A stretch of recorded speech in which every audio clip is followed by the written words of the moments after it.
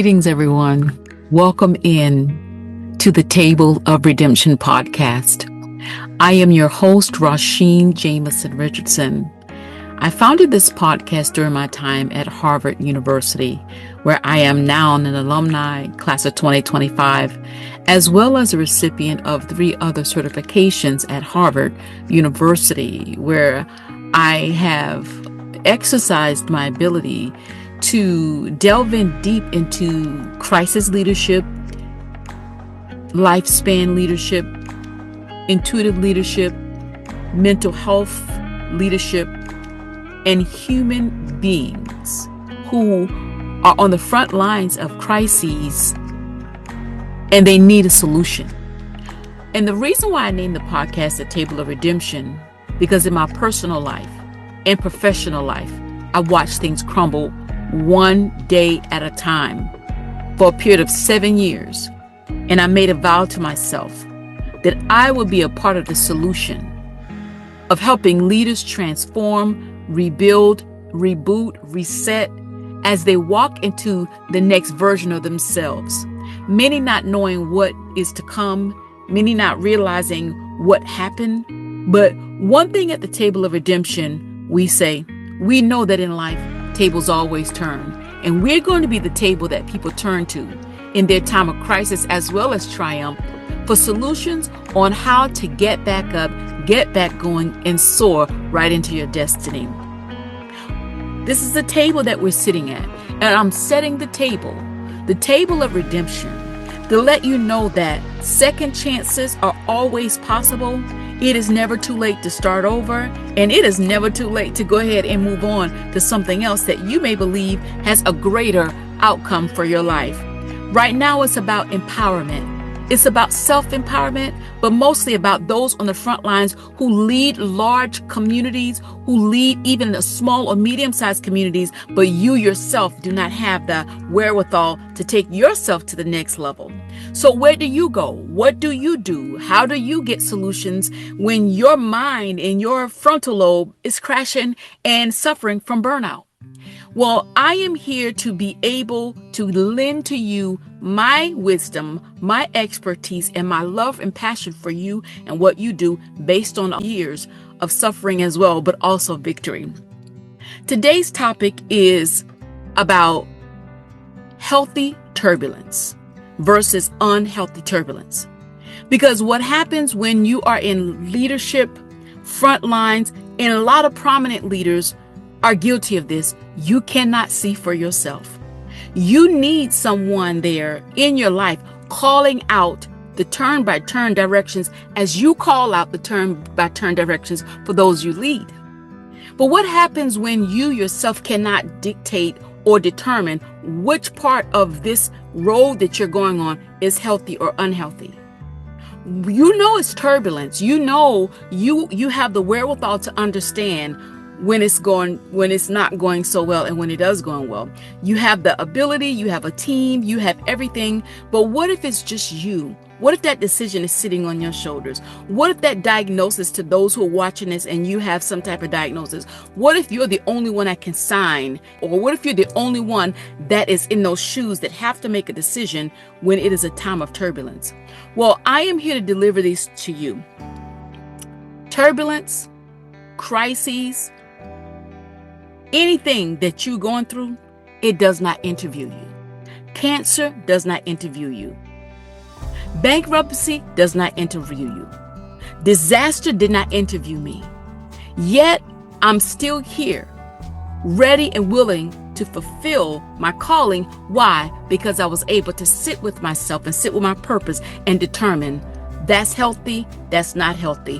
When to fold them, know when to hold them, know when to walk away, know when to run. That is Kenny Rogers at his best. But listen, when I am thinking of talking to you about healthy turbulence, it is because it is by far one of the largest things that you can use really quick to help you navigate through your next decision. Now, here we go. In life, we take the word turbulence from the aviation world, okay? So in aviation, it's like a light to moderate turbulence that causes noticeable bumps but poses no danger, okay? So there's no danger, but you still feel something.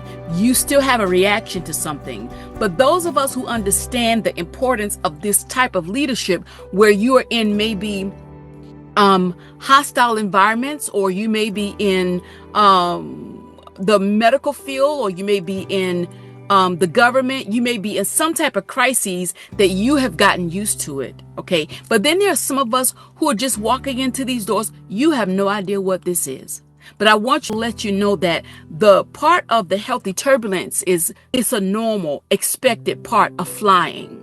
Okay. That is often unavoidable. Okay. So when we get into our daily lives and our daily routines as leaders, we're going for what we know. There's so many of us who do have training, but there's a lot more of us who have no perspective on what's coming at you. So what we want to do is get your mind into the fact that you're going to be just fine. You're going to be fine. This thing that's on your plate, this thing that is on your mind, this thing that has hit your heart, this thing that's knocked on your door, I'm going to help you get in a better shape. Okay.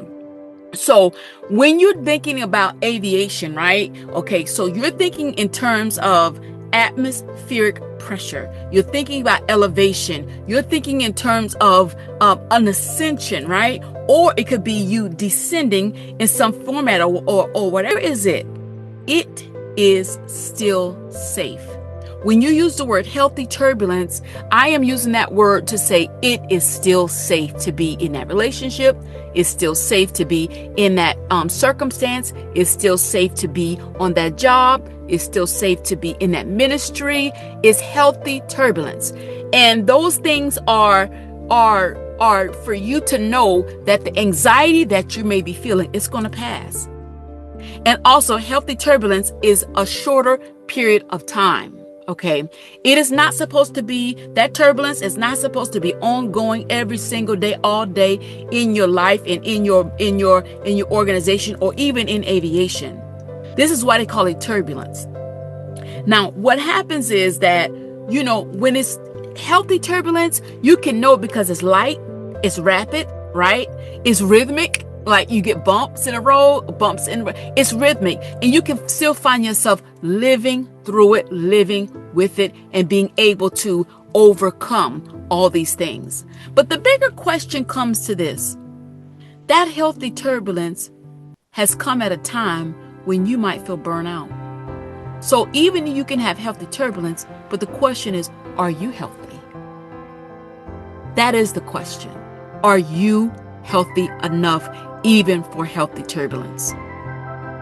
Mental health, lifespan, well-being. Are you healthy enough even for healthy turbulence? That is a question. That's actually the million-dollar question. But when you even out the playing field, you have to ask yourself that even this turbulence that I'm feeling, even though this turbulence that I'm experiencing, and these are just metaphors, right? Because I'm not in the aviation space. My background is in the arts. My background is in education. My background is in entrepreneurship, basically cross-sector leadership, right? Pathways. But what I'm trying to paint the picture is that when you find yourself in a sudden situation, and tables have turned, and where you thought your life was headed, it is not headed that way. And when you thought that you were walking in this direction, you find that you're in this direction. That's when you have to decide, this kind of turbulence that is hitting me, I need to make sure it's channeled in the right direction. Because what is typically happening and what you're prone to do is be harder on yourself. You get harder on yourself when you sense things are not going right. You blame yourself, you overeat, or you overthink, or you overact, when the fact is you could be in a patch of healthy turbulence and it's going to end soon. So you don't want to make permanent decisions in a very temporary situation. Now let's think about what is the unhealthy turbulence. That unhealthy turbulence has a time frame that is lasting long beyond what you can handle. Okay, so that anxiety is not leaving. Okay, healthy turbulence is talking about, okay, what you had that anxiety, but it's going to pass and you can feel that. But when you have unhealthy turbulence in your life and in your leadership and on your pathway, it's not leaving you. It's not leaving you. You're not getting better. You're not making an ascension or descension. Sometimes, you know what happened in leadership? You feel stagnant. So what do? You start composing your letter of resignation. What else do? You start taking shortcuts. What else do? You start hiding way back in the back so you can't even get promoted even if they want to come and promote you. Another characteristic of unhealthy turbulence is you can see danger right there before you. Whereas unhealthy turbulence, you can see it and feel it in coming, but you know it's going to pass. It's safety. Why? Because you have gone from the ground all the way up to the sky. You have been elevated. You've been promoted. You have ascended somewhere. So therefore, what you're sensing is an atmospheric change.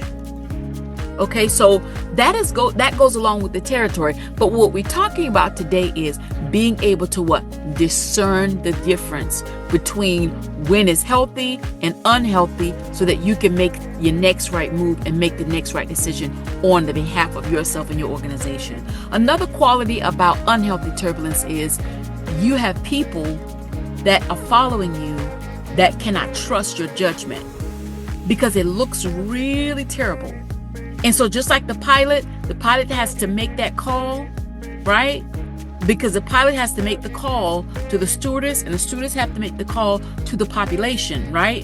The souls that are on the aviation plane. But it's a trickle down effect. It's a trickle down effect. It's a ripple effect that when you are in some type of unhealthy turbulence, your communication is key.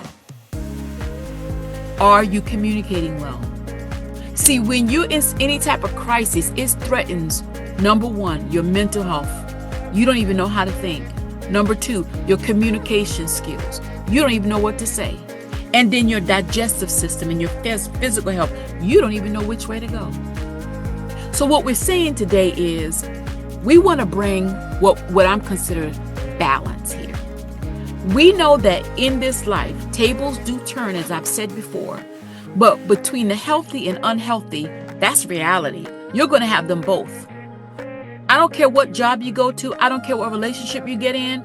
I don't care how much weight you lose or how much weight you gain. It's still yet a viable part of life. But what you don't want to do is die over it. What you don't want to do is cry too long over it. What you don't want to do is bring yourself down to such a low point to where you can't go on. Why? Because the people need you. Why? Because your purpose is on the line. Why? Because your discernment is going to get better in this particular situation. So here is what I want you to do the next time you're in a situation and you need to make a decision. Ask yourself, is what I'm feeling healthy? Number two, am I feeling healthy? That's a pair. That's a pair. Those go together. That healthy turbulence, if it doesn't meet a healthy mindset or a healthy body or a healthy spirit or a healthy atmosphere, you can kind of like go ahead and put that in the category of unhealthy turbulence. Number two, do I have the support I need in the midst of this unhealthy or healthy turbulence?